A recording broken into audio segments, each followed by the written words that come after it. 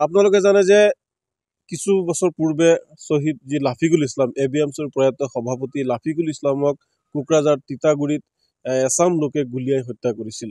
আৰু এইবাৰ টাৰ্গেট কৰি লৈছে মোক এটা হোৱাটছআপ গ্ৰুপ কি হোৱাটছআপ গ্ৰুপ সেইটো নাজানো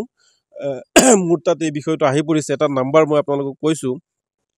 8638015782 আমিৰ আলী নামৰ এজন ব্যক্তিয়ে এটা হোৱাটছআপ গ্ৰুপত মোক বিভিন্ন অশ্লীল ভাষা কোৱাৰ লগতে মোক কাটি পিছ কৰি হত্যা কৰিম বুলি মোক ভাবুকি প্ৰদান কৰিছে এতিয়া মানে মই মানে নিৰাপত্তাহীনতাত ভুগিছোঁ মোৰ জীৱনৰ প্ৰতি ভাবুকি আহি পৰিছে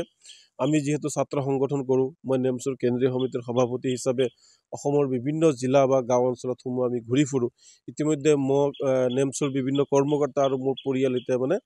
মোৰ জীৱনৰ নিৰাপত্তাক লৈ তেওঁলোকে ভুগি আছে যাৰ কাৰণে মই আজি কোকৰাঝাৰৰ পৰা ঘূৰি আহি মই ঘৰ পাইছোঁ তো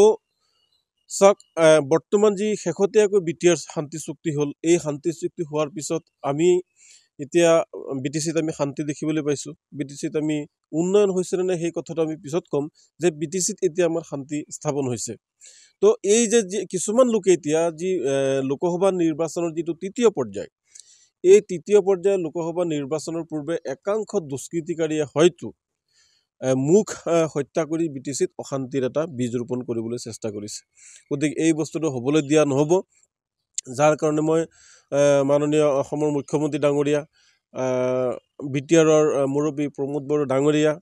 আৰু অসম আৰক্ষীৰ সঞ্চালক প্ৰধান GP সিং ডাঙৰীয়াকো মই এই যে মোক যিটো ভাবুকি আহিছে এই বিষয়ে সবিশেষ জনাইছোঁ আৰু যোৱাকালি মই কোকৰাঝাৰ যি সদৰ থানা আছে এই সদৰ থানাত মই গোচৰ ৰুজু কৰিছোঁ আৰু মই আপোনালোকৰ জৰিয়তে মই আহ্বান জনাইছোঁ যে যি মোৰ জীৱনৰ এতিয়া নিৰাপত্তা মানে হীনতাত ভুগিছোঁ এই ক্ষেত্ৰত অসম চৰকাৰ বা অসম প্ৰশাসনে বস্তুটো গুৰুত্ব দিব লাগে কোন এই ক্ষেত্ৰত জড়িত হৈ আছে তেওঁলোকৰ স্বাৰ্থ কি উদ্দেশ্য বা ইয়াৰ অন্তৰালত কোন লোক মানে জড়িত হৈ আছে এই সমগ্ৰ বিষয়টো তদন্ত কৰি বিষয়টো আইনৰ আওতালৈ আনিব লাগে আৰু সমগ্ৰ ঘটনাটো মানে আইনৰ আওতালৈ আনিব লাগে